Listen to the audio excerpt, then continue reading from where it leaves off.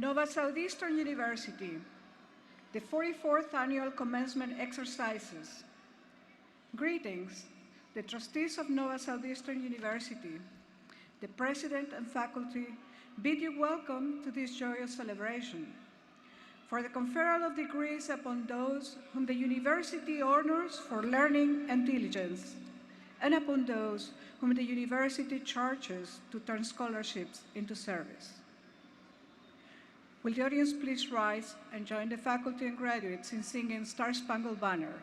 The words can be found in the front of the program.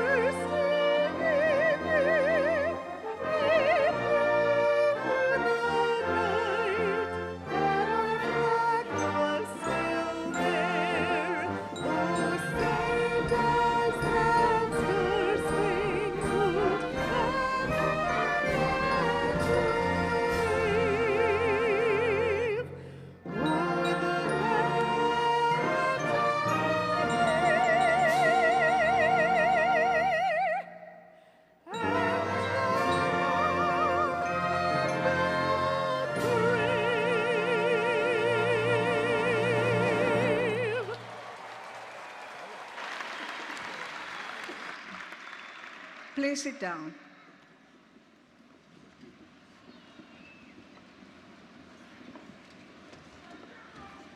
It is my privilege and honor to introduce to you Dr. Frank DiPiano, Executive Vice President of Academic Affairs and Provost. Dr. DiPiano. Thank you, Dr. Flores. We welcome all of you who've joined us to honor the members of the class of 2013.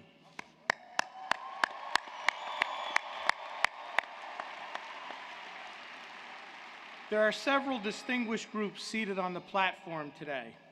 At this time, I'd like to recognize members of Nova Southeastern University's Board of Trustees who are with us today on the platform. First, Dr. Sylvia Flores, please stand as I call your name. Today's Grand Marshal, Dr. Franklin Smith, and Dr. Paul Saliarulo.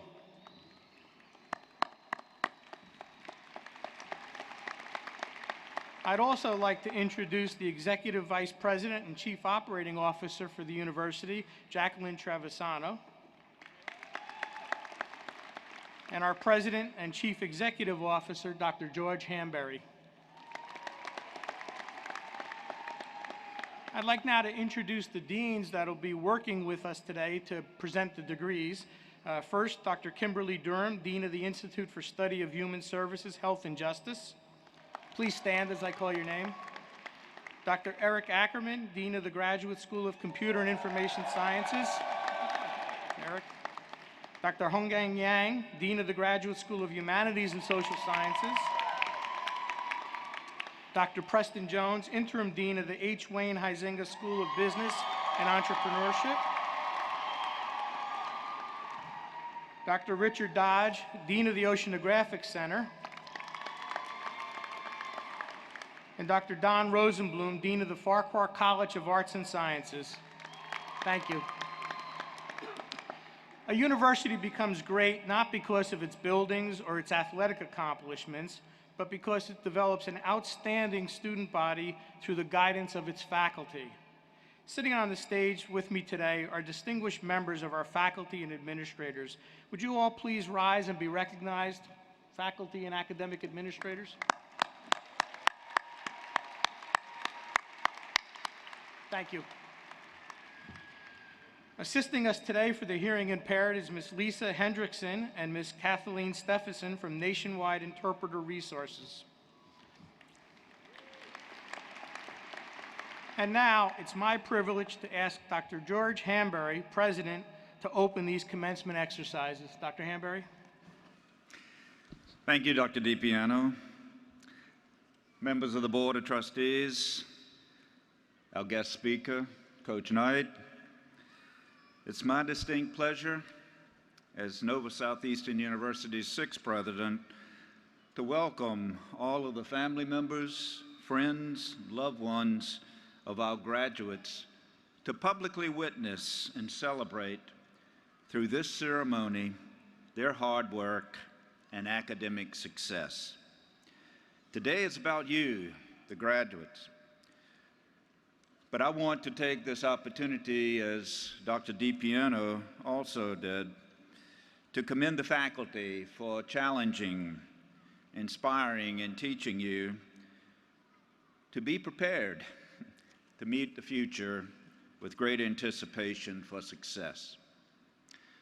Many of you probably have a favorite professor, or two, or hopefully more.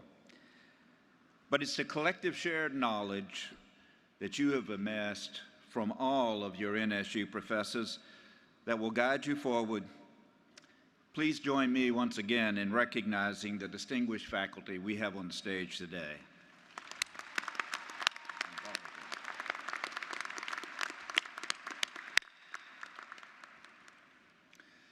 I'm sure you've always heard commencement is both a beginning and an end. As you enter or progress in your chosen field, you indeed will be challenged. But I hope you'll think back to the relationships you've created at Nova Southeastern University, whether online or in the classroom or at student education centers. Your friends, your family members, the faculty and the staff, they've been your greatest cheerleaders up to date. At this time, I would like for the families of our graduates to stand so that the graduates may recognize you for your part in their success. Would all the families of the graduates please stand?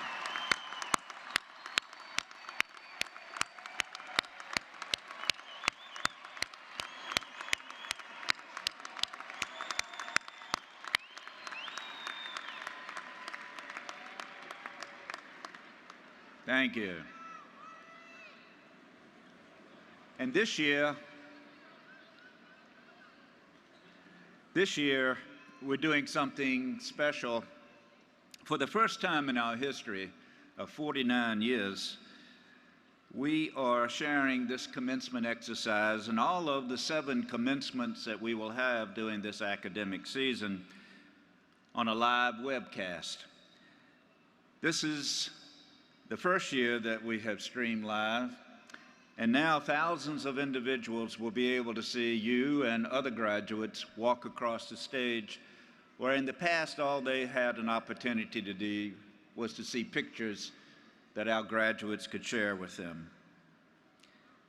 As this 2012-2013 school year comes to a close, I'd like to take a few moments to reflect upon your time here at NSU. And I hope you keep in mind the many areas of life that you've become adjusted to. You're ending your time here at NSU and yet embarking on a new beginning. Perhaps some of you will go on to postgraduate studies, or maybe you want to defend your country in the military or the workforce. But no matter what road you take, I hope that your time here at NSU has taught you the value of lifelong learning. Many of today's professions were not even thought of or considered when you first started your educational journey. You've built a foundation now, but now that foundation will have to allow you to be flexible enough to build for the unknown. Where 3 years ago things weren't even invented, as I mentioned, 7 years ago, no one even knew of the iPhone. So, your challenges are definitely there. You're now finished with your graduate studies, but I hope you're not finished with NSU.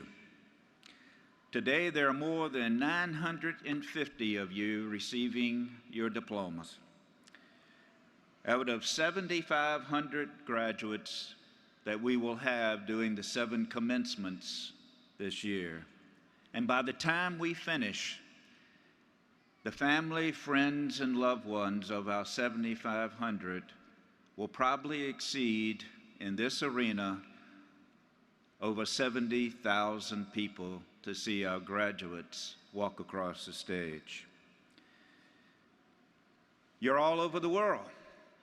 This year's graduates come from 100 different countries and all 50 states. We have graduates, let's hear it.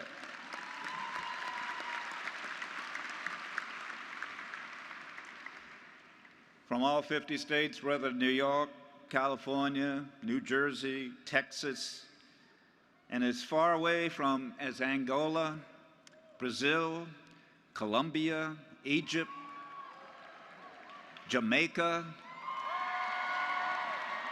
Thought they'd get a rise. Vietnam, Russia, Ghana, India, Italy, Spain, and right here in Davie. Our graduates also include the military in Europe and the Pacific, in countries ranging from Angola to Zambia. In fact, students from this year's graduating class are literally global. You've kept our campuses and student education centers and online vibrant with activity while you participated in your academic programs.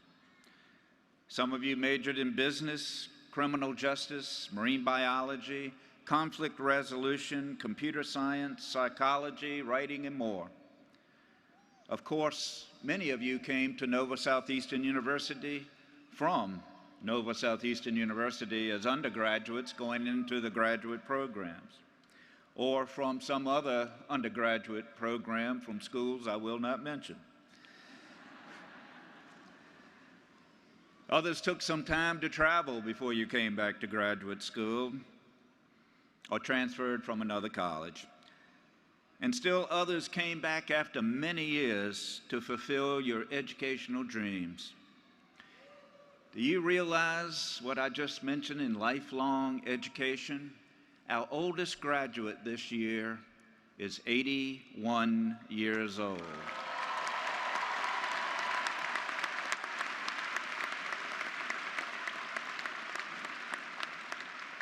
And will receive their degree today from the school, H. Wayne Huizenga School of Business. Our youngest graduate was 19 years old in the undergraduate program from the College of Arts and Sciences, who has already received his degree. So from 19 to 81, our graduates spanned age limits second to none.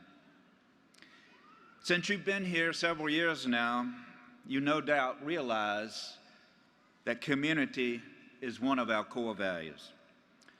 And I hope that during your period here, it has become embodied within you.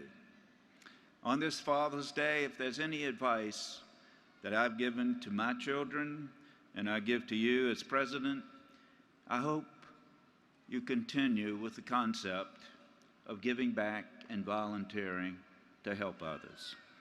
You've done it while you were here, and NSU is proud to be recognized by the Carnegie Foundation for the Advancement of Teaching as one of only 37 universities in the nation out of 4,000 that have been given the dual designation of not only a Carnegie Research of High Research, but also of community engaged.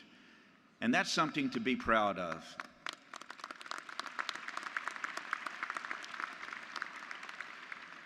In fact, this year, we've just been named by the President's Higher Education Community Service Honor Roll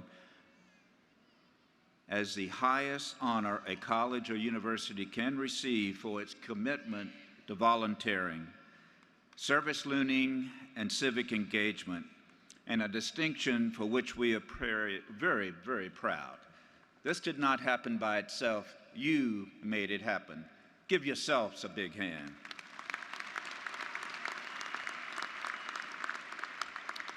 NSU students logged more than 10,000 hours volunteering throughout, whether it was our legal clinic giving advice to returning veterans or to homeless or destitute, or our Oceanographic Center students organizing our first annual Motion for Ocean 5K run that would go for at-risk students, or the Huizenga School of Business providing free tax filing services and advice for tax preparation, or our students participating in Habitat for Humanity, or Special Olympics, or the School of Humanities and Social Sciences offering family therapy and dispute resolution to hundreds of children.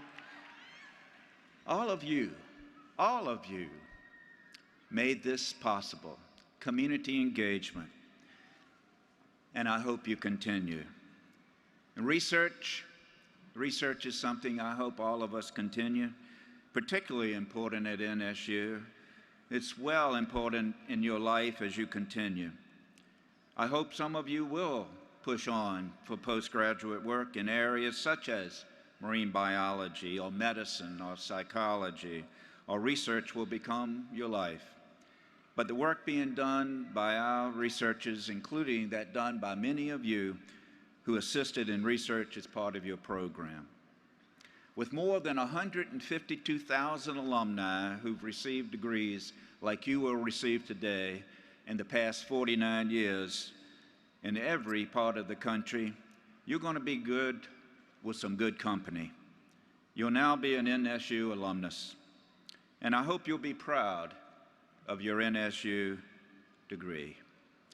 You are indeed the embodiment of the NSU spirit, and together we are one NSU. By focusing on your goals with enthusiasm and the progressive realization of that worthy goal, the degree you will be awarded today will be even more valuable in the future because of the reputation that you build and those individuals who have preceded you. I mentioned community as one of the core values that I hope you continue to take on as you go through life and meet your challenges. I also have one last word, and that is another core value that you should take through the rest of your life: integrity. On this Father's Day, I challenge you to live up to the admonitions of Shakespeare, who gave Polonius his fatherly words of advice to his son Laertes. This, above all, to thine own self be true, and it must follow as the night today, thou canst not be false to any man. You see, integrity is like a mirror. Once shattered, it's difficult, if not impossible, to restore. I'm not going to sugarcoat life for you. You will find obstacles as you go forward. It's not always going to be easy. Life's not easy. You will be tested.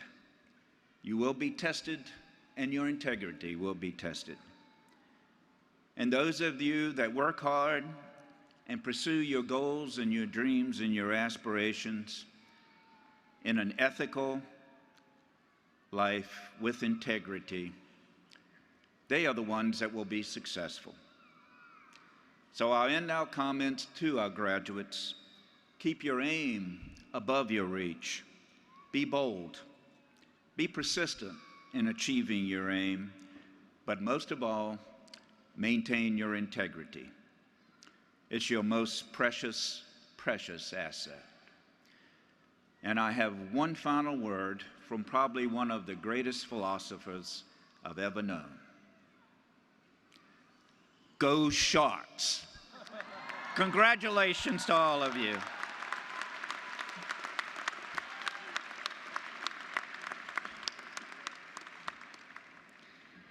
And now, I take great pleasure in introducing Coach Bobby Knight to give our commencement address. You know, college basketball is pretty heavy, and the Heat are even heavier, and I hope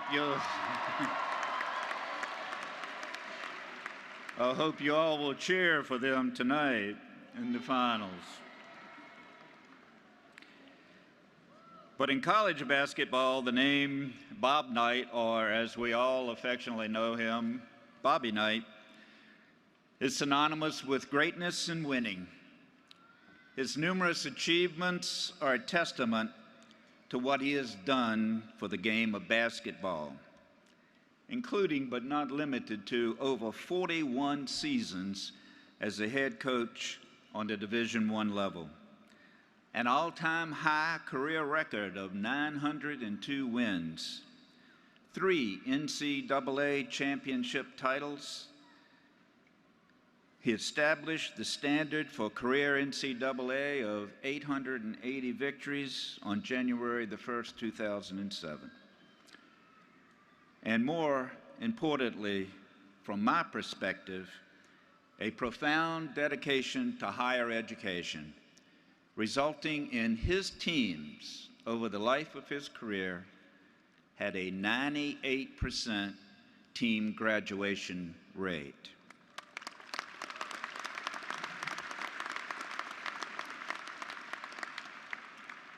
Just as telling is the bold bond that exists between Coach Knight and those that have played for him. His high principles, expectations, and demands from his players, his coaching staff, and most of all, himself, make him the man that he is. His ability to teach young men the game of basketball and the game of life is one of his most noted characteristics. Coach Knight's techniques have long been recognized throughout the nation. He's been active in the National Association of Basketball Coaches, and he served in various capacities of helping to support numerous charitable and youth organizations. He's currently an analyst for ESPN College Game Day. And now, ladies and gentlemen, let's welcome Coach Bobby Knight.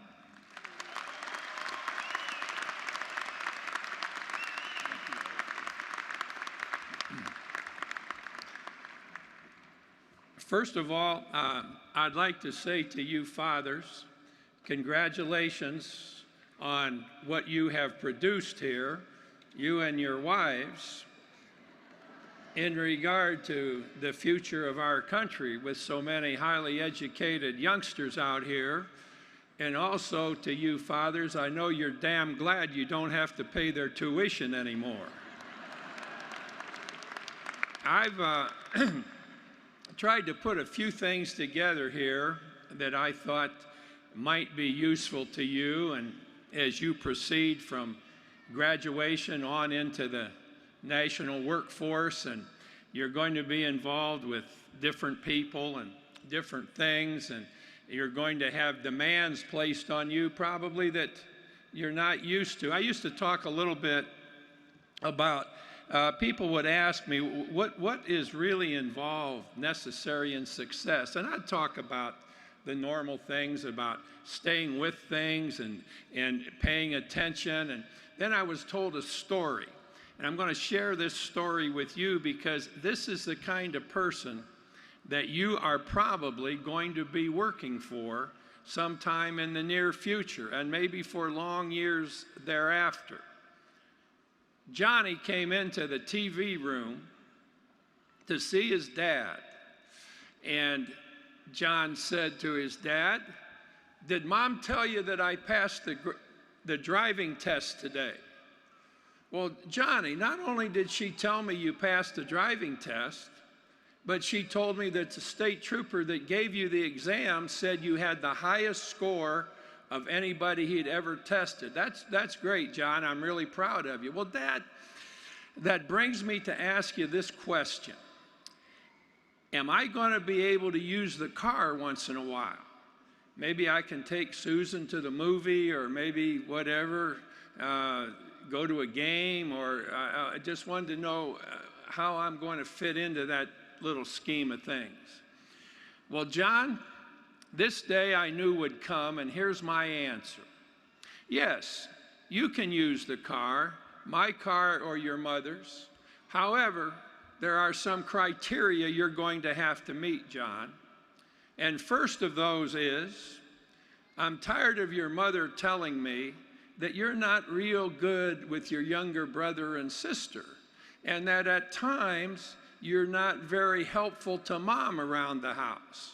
That's got to change, as does the number 2 criteria. John, you're an A student, and in the last grading period, you got 2 Bs. I won't settle for that. A student gets all A's. And the third thing, John, is, since you've been a little guy, I've talked to you about reading. Nothing could be more important than the desire to read. Reading and reading. Reading's the foundation of education. John, education is the foundation to success. I want to see you read. And in reading, John, I want you to pay some attention to the Bible. There are a lot of good things in the Bible, not the religious part of the Bible necessarily, but just day-to-day living. Bible can be very helpful, John. Now, the fourth thing is this. It's that damn long hair, John. And I've told you to get a haircut. And I've told you to get a haircut. And I continue to tell you to get a haircut, but that's the fourth criteria, John. Now come see me when you think you've got all of these things under control, and we'll talk about the car.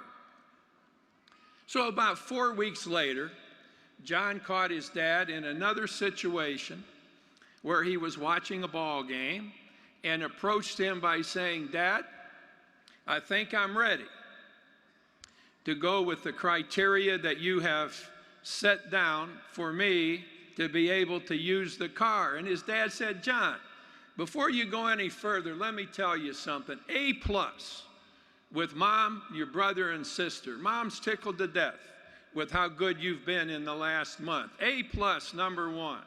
Number 2, grades. This last grading period, straight A's. That's what I expect, John. Another A+, absolute A+. And now the third criteria, reading. John, I see you every night with a book. See you laying on the couch reading a book. Every once in a while I see you glancing, leafing through the Bible. 3 A+, John, but there was a fourth thing in this, John, and that's that haircut. That damn long hair I don't like. And you still haven't gotten a haircut. Well, Dad, that's what I wanted to tell you about. You see, you encouraged me to read through the Bible here and there, and as I did so, I found that Matthew, Mark, Luke, John, Peter, Jesus himself all had long hair. And his dad looked at him and said, "John, you are absolutely right," and they walked their ass off everywhere they went.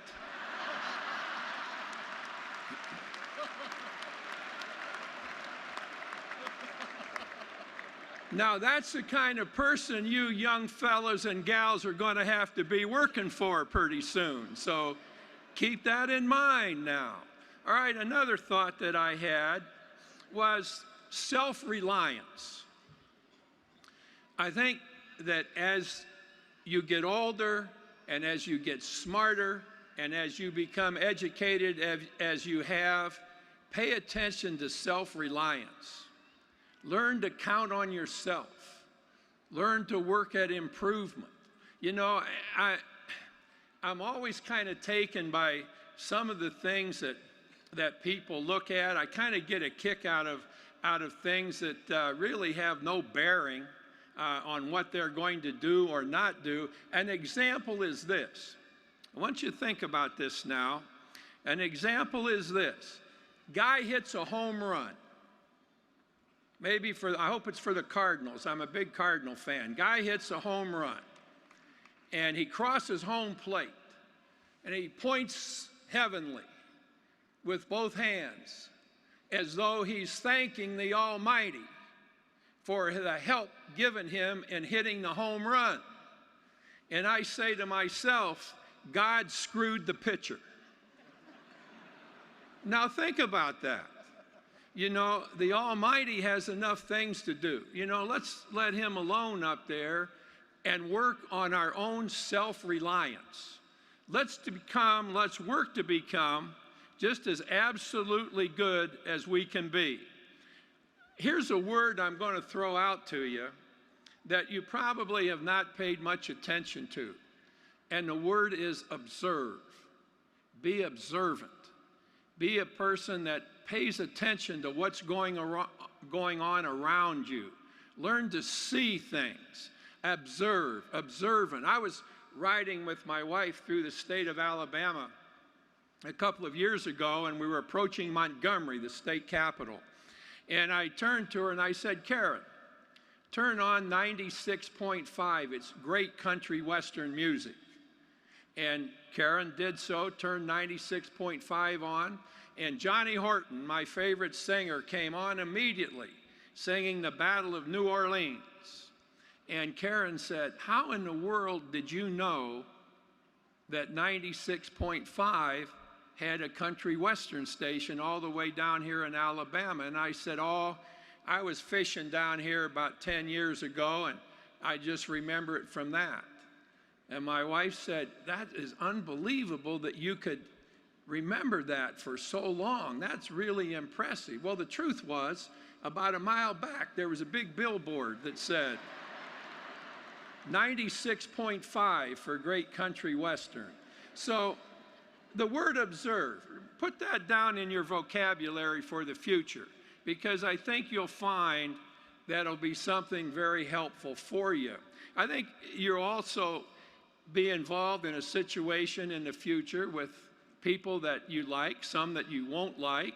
I had a great time coaching a lot of people over 40 years. Not all of them did I like, but I tried to work to see that each got something out of basketball other than making baskets.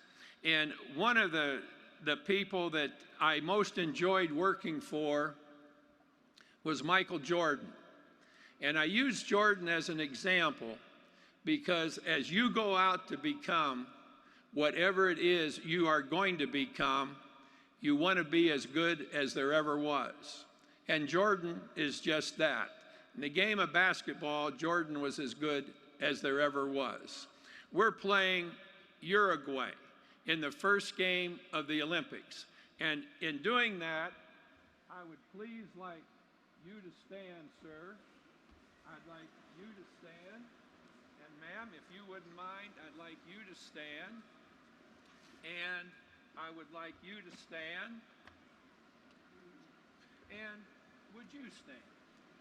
Now, I'd like you folks to look at these 5 people up here. Can't hear you. Can't hear you, Coach. Oh, I've got to come back here. I thought I had a lavalier on. Thank you. That's why you're the president and I'm just here to talk. And now you're going to have situations like this where you're going to be asked to do things, and I use Jordan as the example of somebody that was the best and some of the things he did. But before I get into this, I want you to take a good look at these 5 folks up here, and they could have beaten Uruguay.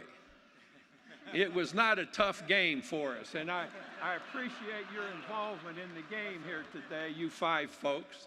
But we're dealing with, as I talk about Jordan, somebody who was the best there ever was. And in the Uruguayan game, I told Jordan, and you will be told something like this on occasion. I said, Mike, I want to enjoy the game tonight. I don't want to have to get on anybody. I want to just sit there. Uruguay is not very good. I want everybody to have a chance to play. You're the captain, Mike. I want you to make sure that this game is over with in 5 minutes. And then we can all enjoy the remainder of the game. TV timeout at the end of 4 minutes. This is Jordan. I'm standing waiting for the team to come over to the bench. Jordan smacks me on the back and says, Coach, check the scoreboard. We're a minute ahead of schedule. And I look at the scoreboard, and sure enough, 4 minutes gone, and we're up by 17 points. Later, we're playing Spain for the gold medal. I think something more important, at least to a basketball player, than any award that he can achieve, because he's represented not his university, he's represented his country. And we talked about that. And we're at the halftime of this championship game for the gold medal playing Spain. We're up by 27 points. I was never very good at coming into the locker room and saying, boys, we're playing great. God, I've really enjoyed this so far. You know, you guys are really playing well. You know, that wasn't real easy for me to approach halftimes that way. And so I came into this halftime with a 27-point lead, and I'm saying to myself, wow, you know, what is it that I can say to make sure we maintain the same type of play in the second half? And all of a sudden, kind of a light went on, and I went over to Jordan. I stood in front of him, and I said, now at this point, and remember, this is a halftime, Jordan has 19 points, 8 rebounds, and 11 assists in the first half. And so I figure if I get on Jordan a little bit, that everybody else is going to take notice. And so I stand in front of Mike, and I said, Mike, you know, when the hell are you going to set a screen out there? You know, you're scoring, but you haven't screened anybody. Now, we got to have you screening, Mike. You know how valuable that is in our game. And Mike looked up at me and he said, Coach, I think I read not long ago where you thought I was the quickest big man that you'd ever been around or ever coached. And I said, well, Mike, what the hell has that got to do with you setting screens? Looked me right in the eye and said, Coach, I think I'm setting them quicker than you can see them out there. Now, how can you not like a kid like that? And resourceful. You're going to have to be resourceful as you go out in life. But I spent a lot of time reading about and studying what will soon be your alma mater. And you are unbelievably well prepared by people who are among the best at preparation of any school in the country. So keep that in mind. Another thing is, sometimes we try to be too pleasing. We get in over our heads sometimes, a little bit like Grandpa and his son are taking the mule to market with some produce on the mule. And as they're walking along, a man stops and says, Grandpa, you should be riding the mule. Grandpa gets up on the mule.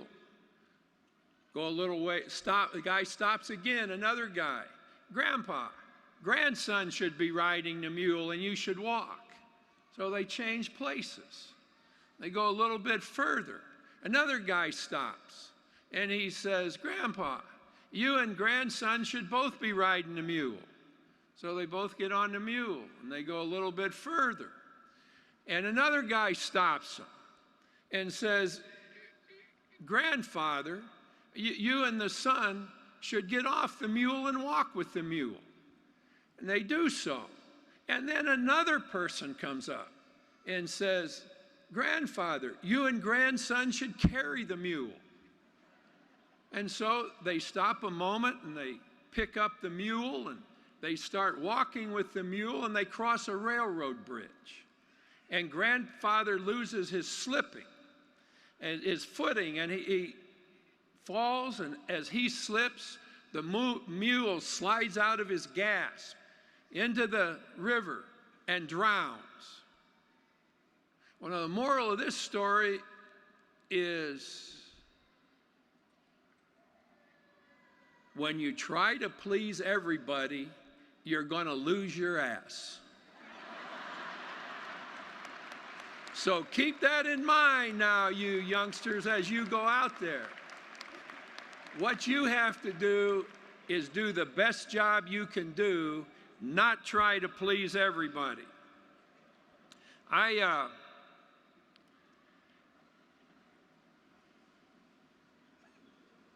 thought that you know, what would I like to say in conclusion? One of the things that I really don't want to say in conclusion is the word luck. You know, I've never been a big believer in luck, but I do think I think this is very important. I think learn to know yourself, know thy own self, know what you can do and what you can't do. And I'll try and illustrate that for you with a story. 92-year-old fella is fishing. He's a fly fisherman. He's casting and the line goes back, has a great release, and the fly flutters out and down in the water. 92 years old. Somewhere along the way, this fella had been a great athlete, because here he is, makes that cast, fly goes down, fish comes up and grabs the fly. He quickly sets the hook, brings in the fish, puts it in the bucket behind him, and casts again. And as he receives the next fish, a voice says, "Pick me up, pick me up." And he looks around. He doesn't see anything, doesn't see anybody. Casts again. "Look at your feet." And he does so. He looks down at his feet, and here's a big frog, about this big. And the frog looks up at him, and the frog says, "If you pick me up and kiss me, I become the most beautiful maiden in the world, and I will give you pleasures no man has ever dreamed of. Just pick me up and kiss me." And with that, he makes another cast. And again, the frog interrupts the cast and says, "I said, pick me up and kiss me." "No, I heard what you said." "Well, pick me up and kiss me, because no man will have ever experienced the pleasures that I will be able to give you as the most beautiful maiden in the world." And with that, he picks up the frog, and he puts it in his pocket. And the frog says, "Did you hear what I told you?" And he said, "Yeah, I heard what you said." "Well, kiss me, and I become the most beautiful maiden in the world." And the 92-year-old fellow looked down at the frog and said, "Yeah, I've been thinking about that. But I'll tell you what, at my age, I'd rather have a talking frog." So you got to keep that in mind. You got to know yourself. You got to not only build yourself, but you got to know yourself. I mentioned the word luck. I'm not going to say good luck to you and wish you good luck, but I'm going to introduce you to the three Shuns, the Shun brothers. because you're going to need the Shun brothers, whatever you do or wherever you go. And here are the Shun brothers' names. First of all is recognition. Secondly is preparation. And thirdly is execution. Make a little mark about the three Shun brothers, because they will be of tremendous help to you as you begin to move into another phase of your lives. Two things I'd like to recommend to you. You learn a lot more by listening than you do by talking. A lot more. Never, never cease to work to improve. There's always something that you can do a little bit better. And I did a lot of research about the university and its programs from which you are just about to graduate. And I've been in education all my life, and believe me when I tell you, there will be no better prepared group of graduates for the future than you folks will be. Keep this in mind. As you work to improve along the way, the reach must always excel the grasp. The reach must be longer than the grasp. Best wishes to all of you and all that you do. Thank you very much.